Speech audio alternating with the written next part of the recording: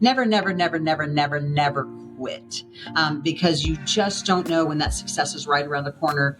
You want to be intelligent and you want to make great choices and you want to learn. But if the minute that you give up, obviously it's game over. Well, hello there and welcome back into the Direct Selling Accelerator podcast.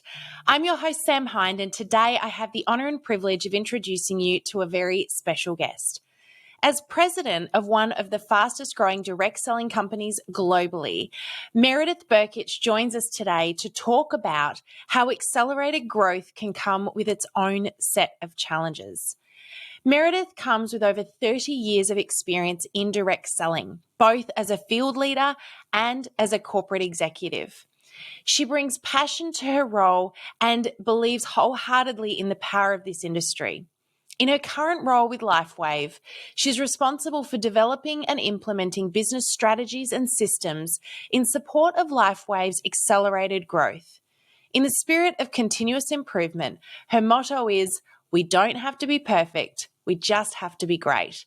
I am really excited today for you to listen in on the conversation we had about how to grow a business through challenges, how to navigate the wave that comes with business. And of course, we had a little bit of fun chatting about some of the technologies we have at our disposal today as well. So with no further ado, I'm going to hand over to the amazing Meredith Berkich.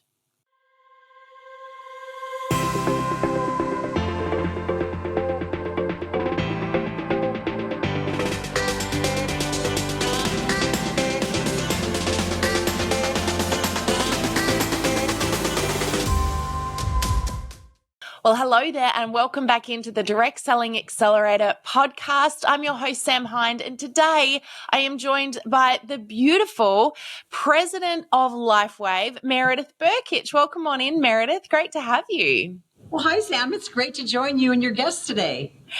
I'm excited for this conversation and to chat with you about an industry that we're both very passionate about, Meredith. Do you want to share just quickly before we get into it? First of all, where in the world are you? And tell us a little bit about you and your experience and history in the direct selling industry.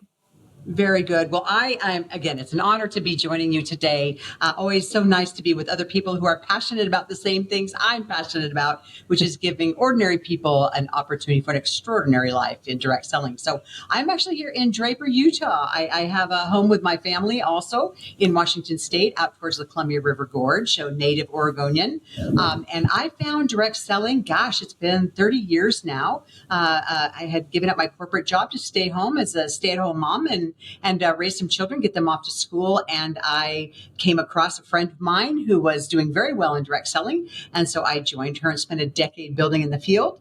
And then I moved over to the corporate side, and I've been there for the last, 20 years now, helping companies to achieve their highest and best and accelerate and change lives. So I've been in this industry, like I say, on the both sides of the fence, which I think adds a lot of value because I see it through a lens that you really can't understand unless you've done it, right?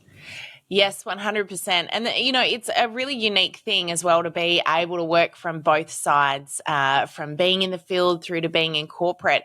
If you got a chance tomorrow, I've got to ask the question. She might not be very honest with us here, people, but we're going to ask it anyway. If you got the chance tomorrow and you got to do corporate versus field and money wasn't on the table, where would you go? What would you be doing right now? Well, I think I would, that's a tricky one. I think I would stay in the field. I think that there's just an element of being able to really be hands-on with people and really getting to see and understand the impact that you can have on lives. Because it isn't always just about money. It's not always about the people that are earning those big checks. It's really about the person that was so painfully shy they couldn't even speak in front of another person, a waiter, to take their order in a restaurant, and now all of a sudden can stand up on stage and share their heart. And so I think the transformation that you've seen that really captivates you, takes a hold of your soul, it just has to come from being hands-on. And so I think that the greatest value and what drives my passion is really that hands-on experience. Yeah, that's awesome.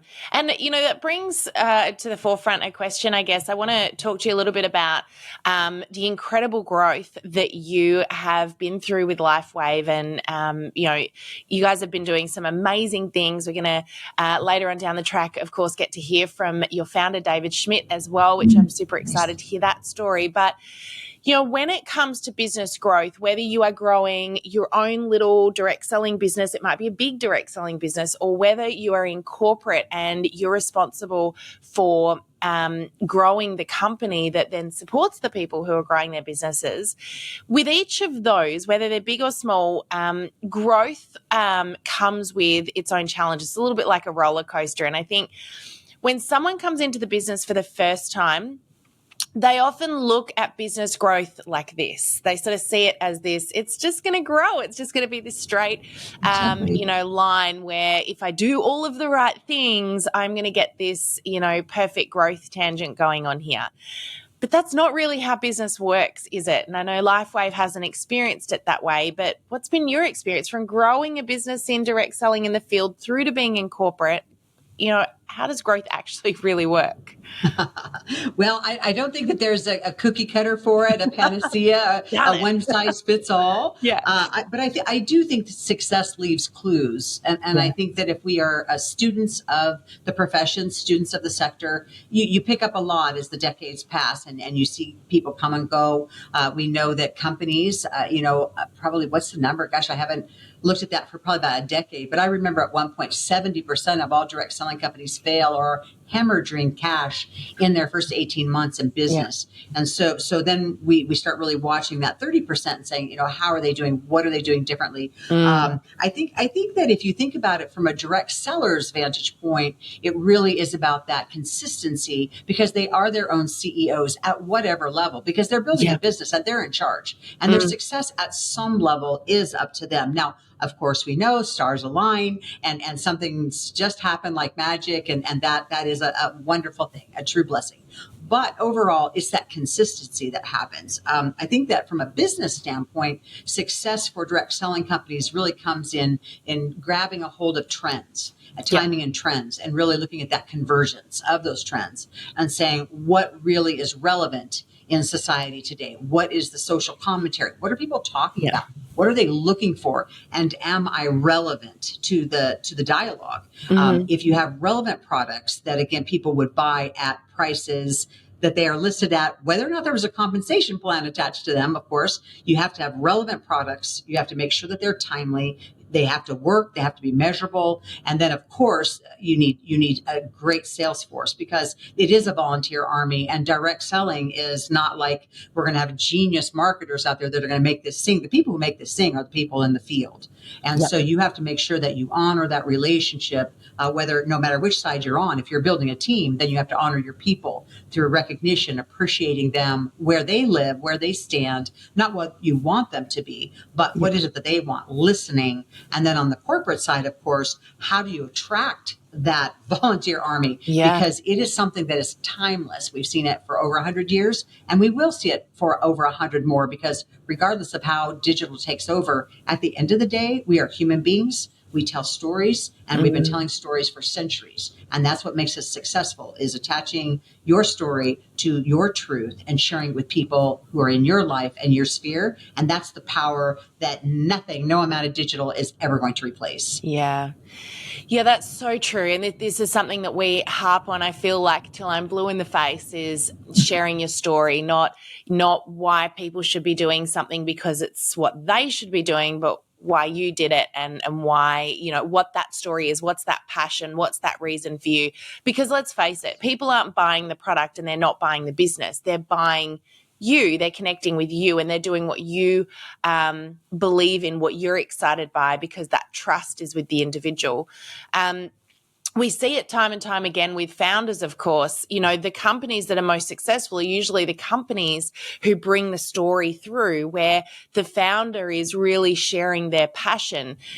Very rarely do you see a direct selling company, think about this, that, has got a founder that people don't understand the story of, or that hasn't been shared. With all of them, there's a story, there's a reason, there's a why, there's a passion there, and people are buying that. They believe in that, and they're going along for that journey with that person, not with some company that just sells a ton of great products. That's right. So, That's right. whether you're tiny or whether you're huge, it doesn't really matter. That story is so important, isn't it?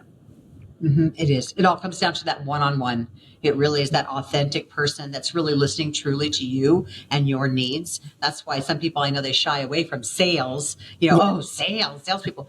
People don't dislike sales. What they dislike are insincere Yeah. salespeople who have their own agenda that aren't listening. We all want to walk into a store when somebody's going to hear us and then provide us some education on something that's relevant to us. And that's, again, the power of the person, the power of the one-on-one, the B2B, the belly-to-belly, Yes. that will never change, because I know that you sincerely understand my situation, my needs. And if you're talking to me about it because you care about me, I'm going to listen to you, and I'm going to be more likely to take action.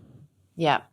Yeah, awesome. And, one of the things that LifeWave, and you guys have been through some roller coasters yourselves. I know that the company has had lots of challenges, but also you're in a place right now where you've experienced what we would call hyper growth. And, the company is growing like crazy and going ahead in leaps and bounds, got some amazing new products that have been released over the last few years that have also contributed to that. But I want to talk a little bit about growth and managing growth, because I know, Meredith, you as president of the company have experienced what it can be like to experience big growth and have that in itself become a problem. What are some of the challenges that you experience when you start to go through an amazing growth period that others maybe need to be aware of, whether you're growing your own direct selling business, with any company, or whether you are in corporate? What are some of the things that you want to be aware of when it comes to fast growth, and that perhaps you might have handled possibly differently if you got to go back in time and redo that process again? That's a great question. There's lots of Yeah, there's questions a lot of rolling in that questions one, in there. Sam. Sorry. Lots in there. So no, I think in the first place, when you've had a time that was not easy, you don't take things for granted. And I think for LifeWave, with 20 years of ups and downs, and then really hitting stride after that amount of time, really after year 16, 17. Lots of learnings along the way. But again, then when the magic happens, you're not one of those silly groups of people or foolish leaders that look like, oh, yeah, it's easy. They know it's not easy. David Schmidt knows it's not easy. He's been through the valley. And we know that the fruit grows in the valley, that the mountaintops are reserved for views. And so he's been through the valley. He's seen those those challenges and those painful times, and has worked through them. I think that once it starts, though, once you hit the spark, and again, those trends converge, for an organization, he would not have been here, of course, if he had given up. And I think that this is the one nugget that it sounds so basic, it sounds almost cliche, but it's like never, never, never, never, never, never quit, because you just don't know when that success is right around the corner. You want to be intelligent, and you want to make great choices, and you want to learn. But if the minute that you give up, obviously it's game over. And so David Schmidt stuck with it the way true entrepreneurs do that are successful, whether it's an Elon Musk. How many things does that man have to blow up to ever get him to quit? A lot. And yet he keeps coming. But I think that there's that success leaves clues. So I think for LifeWave, and what I've seen too, is now that it's in growth, the growth exposes weaknesses very clearly and very quickly, because things that normally you wouldn't have noticed before, all of a sudden when you're in growth, become glaringly obvious. And so then it becomes that constant SWOT analysis where, what is it that's strong that we can keep going? We can keep that momentum that's kicked in, but where are those weaknesses that we can fix? And sometimes I think the biggest challenge is it comes along with prioritization. It comes along with scale, and it certainly comes along with capacity. I think that those are really the three big areas. It's like, okay, where do we have to focus? Because if you focus on too many things, obviously you're going to accomplish nothing. So you've got to pick those and just say, if it isn't moving the needle, if it isn't reducing risk, if it isn't increasing profitability, we just can't right now. And I think it was Bill Gates who said I think it was Bill Gates. If not, it was one of those really famous people in tech that said, I'm more proud of what I said no to than what I said yes to. Yeah. And so I think that that's really, something to think about for all of us. So what are we saying no to and passing on? And we're facing that right now in LifeWave, where we had, we came to the table and there were literally, 50 plus initiatives that people were beginning to work on. That, my goodness, there wasn't capacity to do any of them with excellence. And it's painful to have to tell somebody who's passionate about a project, about a program, no, you can't do that right now. But you have to have the discipline. So I think it's about focus. I think it's about discipline. Yeah. And I think it's about shutting out the noise and deciding what is really important and what is the tyranny of the urgent and avoiding those things.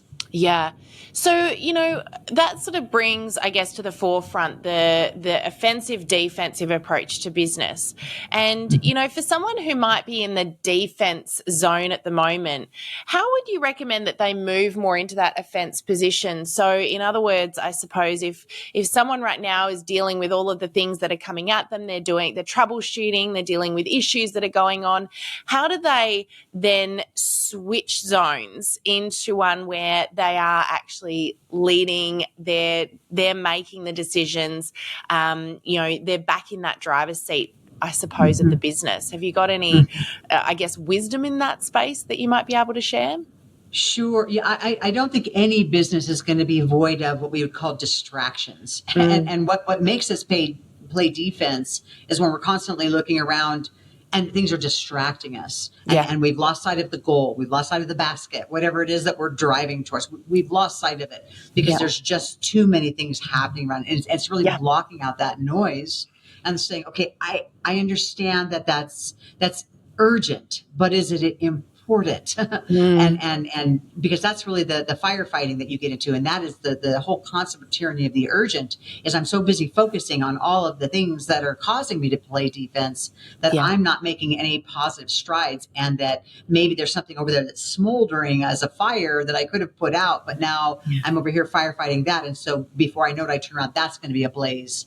So I think that's really the discipline of it, is just saying, I know that's broken. Just had this conversation actually earlier this week where somebody really wanted to talk about something that was broken. It's like, okay, understanding that doesn't work, understanding that that's broken, but is there a real threat to the business? It goes back to that SWOT, that strength, weakness, opportunity, and threat. Is that really a threat, or is it just annoying? Is it going to really impact the business in a detrimental way, or is it just going to cause maybe a small group of people or another project that really doesn't need to be center stage right now? Is it really? And then as you do that assessment, saying, sorry, yes, understand, but it's not a big enough threat for us to stop doing something that is more a strength area. And right now for us, because this is really important, I think, for people that do have the blessing of momentum, is to say, all right, right now we could do a couple of things. We could sit back, we could get kind of comfortable in our success and our forward stride. And we could just sort of hang out and maybe manage some processes and things. Or we could say, how do we accelerate what's happening right now? How do we take the good things that are happening and how do we drive those? How do we, if you think of that fire, rather than toasting marshmallows, how do we pour gas on it? And how do we drive the business forward? Because it is fleeting and it doesn't always last unless you really are in the mindset that David Schmidt is, which is always innovating. Always continuous improvement, always innovating, because you can't get comfortable. I mean, his product, that was one of the things when we first had a conversation. It's like, tell me about your product development. Tell me about your pipeline as much as you can, or we'll want to, obviously, in an initial conversation. And when I could see his, 10 to 20 year roadmap of R&D, I was like, okay. Here is definitely a horse to hitch a wagon onto, if you know what I'm saying. There. Yeah, I actually found that really fascinating, chatting with David about the constant innovation. And the thing that really stood out to me was exactly that. It was he said he's always got a 10-year plan. He's always looking 10 years ahead. And, At so least. we'll chat about that when I get him onto the podcast. I'm excited to have a conversation around that because I think a lot of us get very absorbed in what's going on right now. And we also get very absorbed in the past, don't we? Which, it's the past experience that we bring into the present versus what's the future dream and the future mission. How do we build the present on that rather than what we've previously experienced? And when you've had challenges, that can be really hard because you get so, mentally absorbed in these experiences. So maybe, from the perspective of you guys have been through some challenges. You then had what we like to call a perfect storm, and you and I spoke about this where it was the right time, right place, and the business kind of exploded, right around that. I hate talking about COVID, but right around that COVID time. So excuse me for bringing it up, but, right around that time, you guys had the right product come out, you had the right experience. But the thing that's really interesting for me about you guys is you didn't, like many companies, then take a big crash. Lots of people had that growth over that period of time and then they saw a big dip in business. You guys didn't experience that in quite the same way that other companies did. Why do you think that is? I think that there are a number of factors, and not to really kind of point at other companies and what might have gone wrong. I think people got comfortable, but I remember sitting in, it was a big leadership group, and there were CEOs, it was a lot of executives, and they were so excited. I mean, not excited about pandemic, clearly. I mean, who would be excited about something so horrific, right? But they definitely were looking at the growth, and they were so absorbed. And I remember a study that came out from that conference I went to, where it was like over 70%, the number one challenge, over 70% of the companies were spending the majority of their time worrying about supply chain. Because there were all these manufacturing issues, there were shortages on raw materials, and so that was really absorbing it. How do you keep up, and then how do you forecast? Because that's the challenge, right? Once we get over the hump and we manage to meet all the orders these CEOs and presidents were saying, then how do we account for all this growth, and what do we plan? We need to hire up, we need to do all these things, and that was a big mistake. I remember watching it happening and listening, thinking to myself, it's a false positive because we know what was driving direct selling, especially in the early onset of pandemic, was people are staying at home. They're stuck. They're in front of a computer. They can't go anywhere. They can't go shopping. Places that they normally got products, all of a sudden were out of products. I remember the run on one direct selling company on their hand sanitizer. Because really at one point that was the only company you could get hand sanitizer anyway. Right? And then of course the toilet paper incidents and the toilet paper. Exactly. Exactly. I forgot about that, didn't you? Yeah. Well, I wanted to forget about that actually, Sam, but now that you mentioned it, yes, no, it was kind of painful. Yeah. Well, I never thought I would want to knock somebody out of the way, like on Christmas with the cranks, for that ham. Yeah, you're running for toilet paper. That's about how I felt. But no, I think that there were some errors in judgment. I think that when we really look at that where they are now, a lot of them have just come back to where they were. And they necessarily haven't gone back. What they just didn't do was to stay.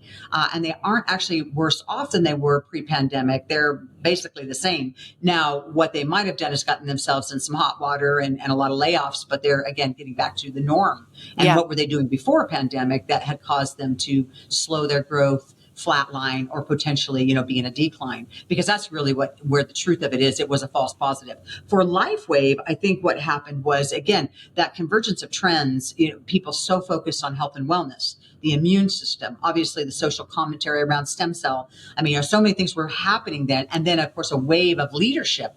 But where we really shine, I think, was our ability to attract some key leaders that saw David's long-term vision and know that they weren't just riding the tide of what really was a temporary situation, but they could see the future.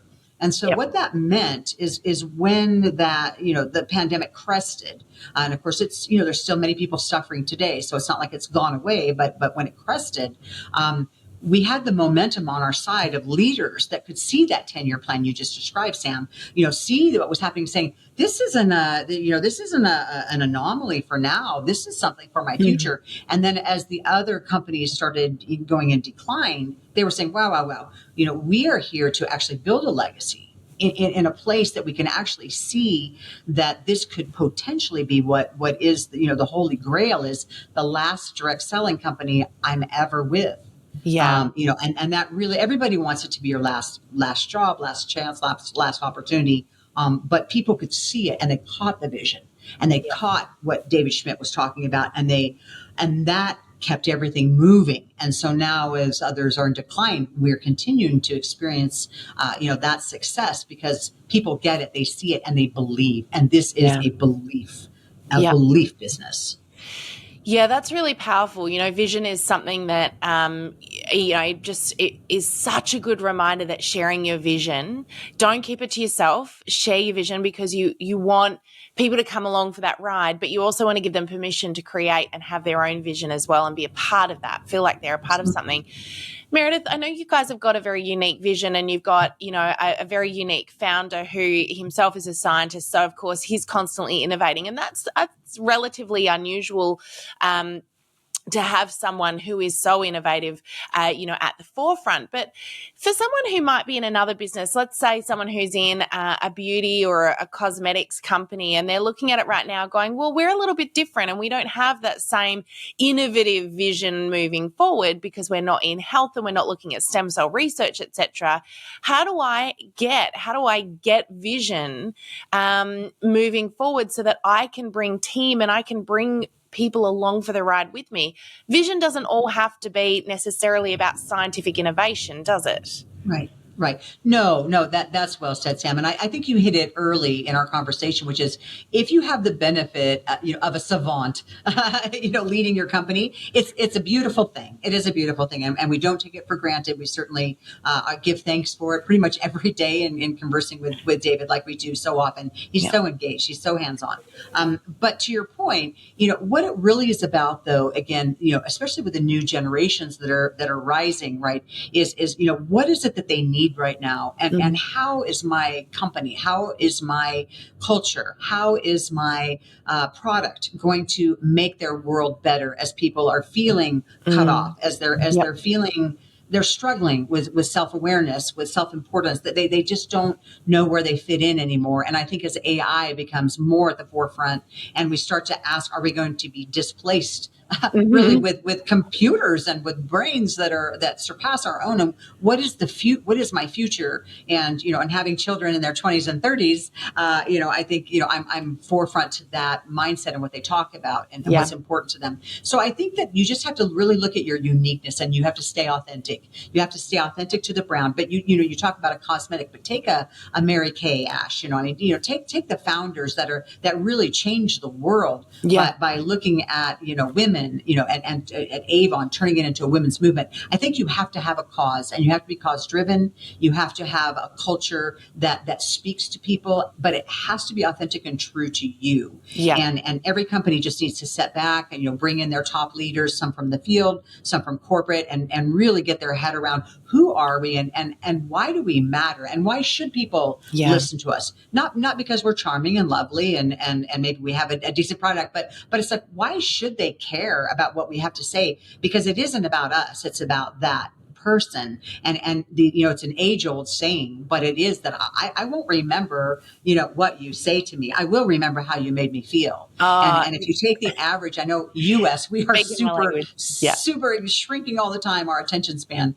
But if you look at numbers that say that the average human being, at least in the United States, will remember less than 8% of what you say 24 hours later. Yeah. Okay. That's a powerful thing. So it really is about that culture, and it's about the experience. And so if you're out there right now, once you realize that you have something to offer that's going to improve someone's circumstance, someone's life on whatever scope it is, and then you need to say, have I gotten all of the barriers of entry out of the way? Am I going to be able to compete in digital transformation? Am I going to be able to be convenient, accessible, and make it smooth? Because people is shrinking. And so I would say your efficiencies in your user experience is never more important, never more relevant than it is today. Yeah, so true. And, you bring up AI. This was a conversation I wanted to have with you because, as you know, we teach social media. It's what it's what we're really passionate about helping people do really, really well. But the question we're getting asked now constantly is, can you teach our field how to use AI? And, there's a lot of questions. We're going to be speaking for the WFDSA today who want to know, where is AI going? What's the latest? What's happening? I know this is an area that you're fairly passionate about too, and you've done a bit of research in this space, but, what do you feel is going to be the place of AI in a typical direct selling business now and going forward? I think it's going to be in every business, Sam. I think it is our business. I think that the early adopters are going to make strides because we're going to be able to increase our efficiency. Going back to that user experience, how we communicate, how often, how we can take a look at our data and be relevant and individual and specialized. If you ask consumers right now in research, what's the most important? They want a unique experience that is custom tailored to them. Yes. And so this is an area where, again, the companies that are going to make the strides have moved ahead. I don't see it taking the place of that, again, that person-to-person relationship, but much more on the corporate side of looking at ourselves, whether it's our customer service agents, whether it's our marketing, whether it's our comms, whether it's our legal department. We are all being challenged. And David Schmidt is a champion of AI. He very early on in all of these conversations, he's been studying it for years. He has a background in computer science, so among his many other talents, right? But he's challenging us every day. How can AI make this better? How can you integrate AI? What are you thinking about? What is it, what is it going to be in the future, in 2 years, 5 years, 10 years? And so it's always on our minds in every department.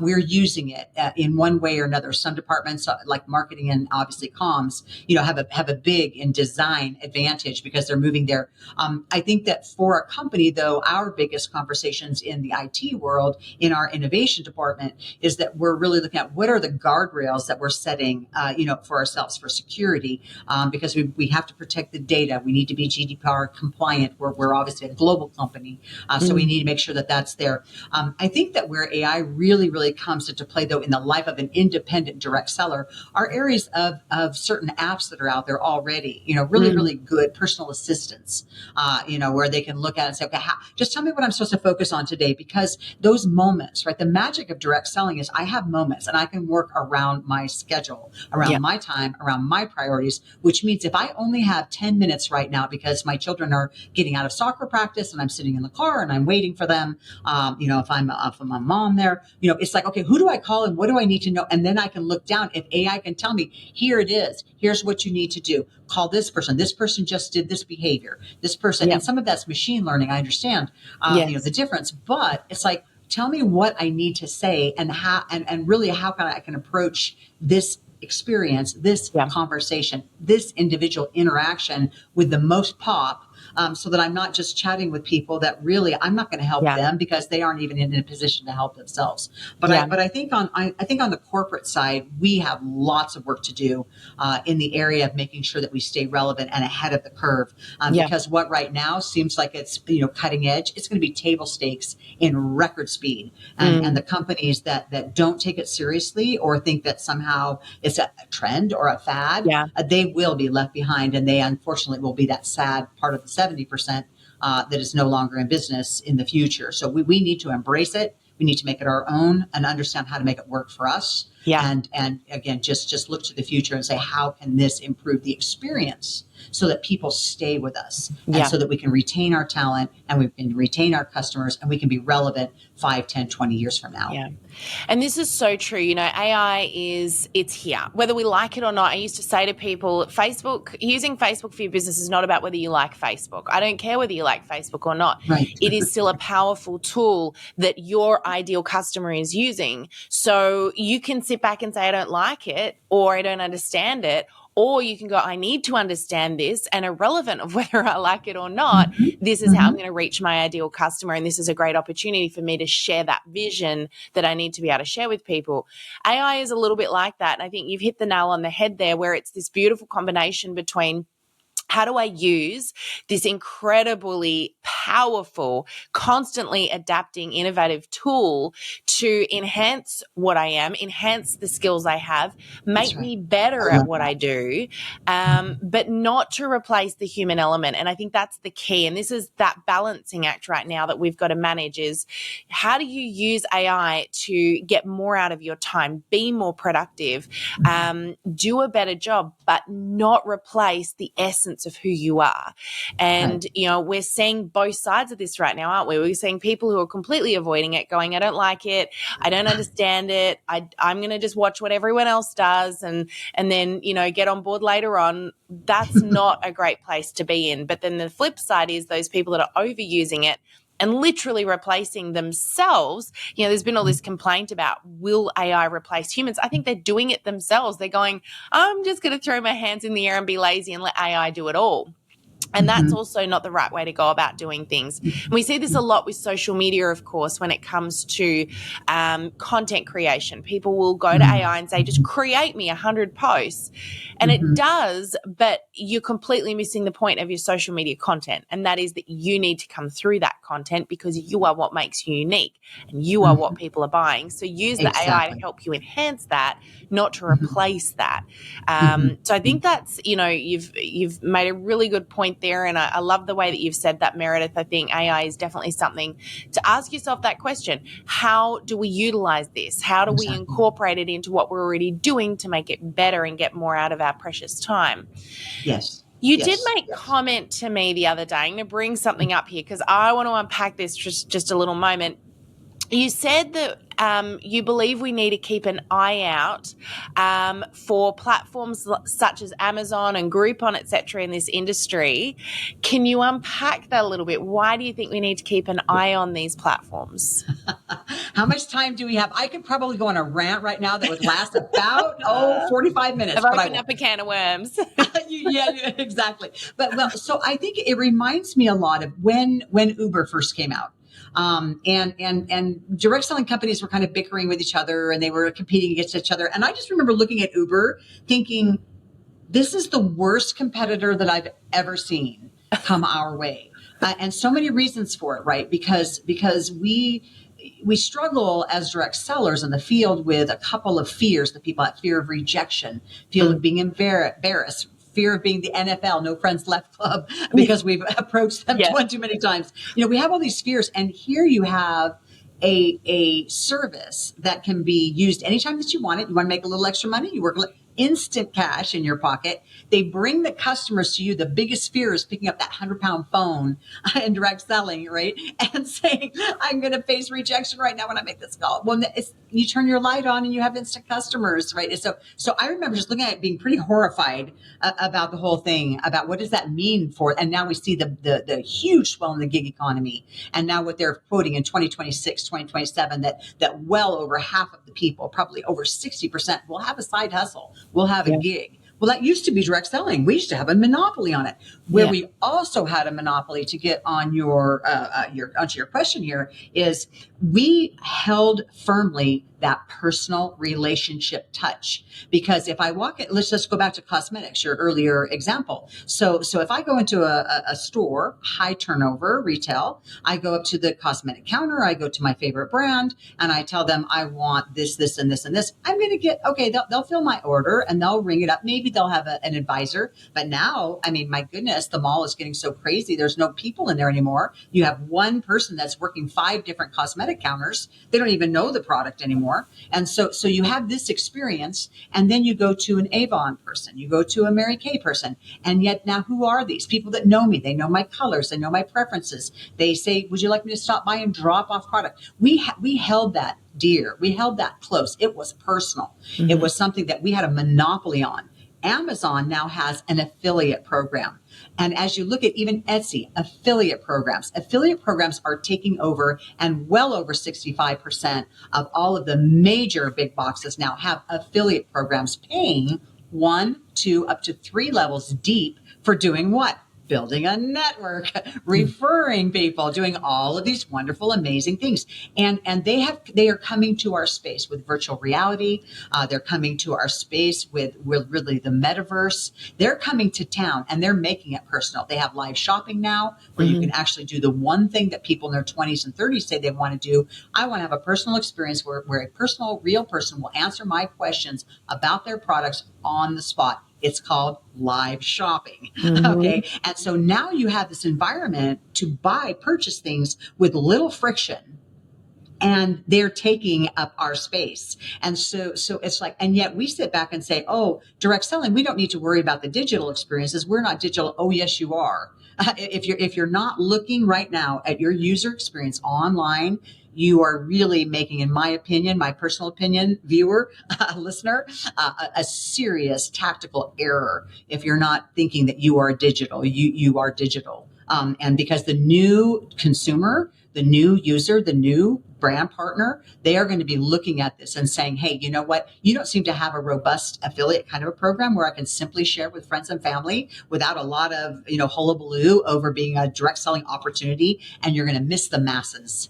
You're going to miss the masses. And I think that's something that's what I have. So when I talk about Amazon, that's why I'm concerned. I see them investing billions of dollars probably over time in coming into our space, into the living room that was always the direct selling's personal, strength that now is going to get chipped away over time. And we need to be mindful and watchful of that risk and that threat. With all of that being said, because that's a pretty big topic right there, what do you think we need to do to strengthen this industry and keep moving forward? I think that we need to, again, focus on our strengths. Those individual conversations. We need to make people special the way that only we can make people feel special. We need to step up our game on customer service ourselves personally with our field. We need to help them step up through tools and things like understanding how to utilize social media, how to take the tools that they have at their disposal, and how to be the most effective that they possibly can. And I think that the work that you do, Sam, is absolutely critical. It is pivotal for people because they have this misconception on how to grow and how to manage because they've lost sight of it, thinking that they can become a conglomerate and be an interrupter in social, that really they just turn into a commercial that usually people want to just, I want to go to the loo. I'll go make a sandwich. I'll go walk the dog and I'll come back when you stop interrupting me because I really just wanted to know if your daughter got married.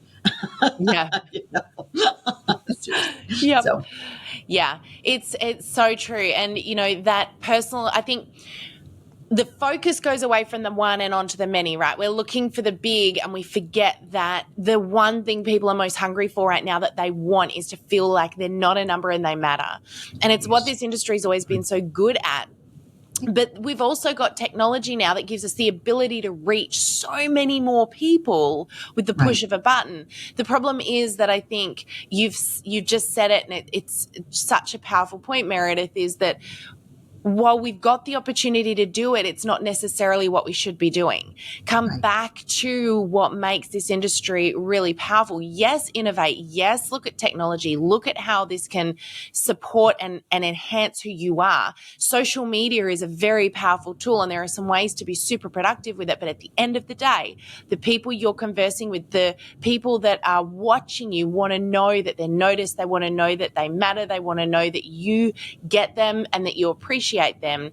So still, that customer service comes right back to the one, not the many. And it's how do we make every individual feel looked after and feel important? Because what do people buy? They buy from companies, from people they like, know, and trust. We know this. And so, build that trust, focus on the trust. People that are utilizing this technology that forget the human element are going to miss the mark. So, I think there's that beautiful balancing act between what this industry is at its heart and using these amazing tools that we have to take that to another level. But we don't want to leave that behind because that's what makes it all so powerful. Well said. Very nice. Nice job. So Meredith, I know we've got to wrap up, and I feel like we could talk about this for a lot longer, and there's so much to unpack here. But let's just come to a couple of fun questions I want to ask you really quickly. I'm very curious. I want to know, first of all, what's your favorite book for us to add to our accelerated book list? We love to read and learn and grow in this community, so we'd love to hear your favorite book. My favorite book actually is Jack Welch's Winning. And I think that it actually transcends just the corporate life and life of obviously the CEO of GE. It really though has a lot of concepts in there that I've quoted, I've used, I've referred the book probably more than any other book to people because it really puts things in perspective of what's important and how to deal with groups and individuals and how to walk away from the naysayers and the people that absolutely will suck the life out of you and net you nothing. And I think that's relationships, even if it's a personal relationship. I think the book is rich. I think it's really, really rich, and certainly the one I've referred the most. I love it. All right, I'm going to check that one out. I have not read that one, so new one for my list too. And Meredith, if you could have a superpower, any superpower, what would it be and why? I would want the gift of healing. I think it's a hurting world. Yeah. I see it, and I'll get a little teary on this. There's so much pain and suffering in the world. If I could just reach out with a touch and improve the lives of people, I would want that. And I feel like in direct selling, we do have some of that opportunity. And that's about as close as I can get to actually having a superpower as being in direct selling. I love that. I love that. That's a new one. I surprisingly, now that you've said it, I'm like, why do we not get that one more often? But there you go. It's a good one. I like it. I might steal that one. Please, I'd be flattered. Meredith, your favorite quote? My favorite quote comes from my grandmother, and it's super simple, but she just would say to me, Meredith, the sun will rise in the east. The one thing you know is going to happen. And it's like, you're all worked up about that, but you may think it's the end of the world. You may think that, that losing your best friend because she's mean is it's the end of your life. But at the end of the day, the sun will rise in the east. Yeah. And it always does. Yep. Such a good one. I love that. Very, very simple, very, very true. So much to take from that. And last but not least, if you could go back in time and say one thing to your past self, Meredith, what would that be? I think it would be listen to my mentors. I feel like, as I look back, I've had the opportunity to be around so many great people. I mean, just brilliant, talented leaders, both in the field and the corporate side. And I feel like as a younger me, I did spend a lot of time wanting to make myself add value and wanting to say, I have something important to say, or I not necessarily look at me, but I wanted to feel like I deserve to be in the circle.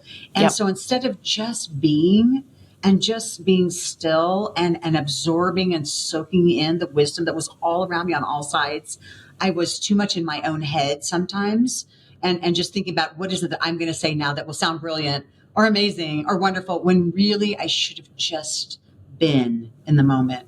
And I wish I would have done that more, especially now that some of those people have passed on or aren't here anymore. The Bob Proctors of the world, and just a lot of people. I wish I would have been more of a listener and less of a worrying about contributing quite so much.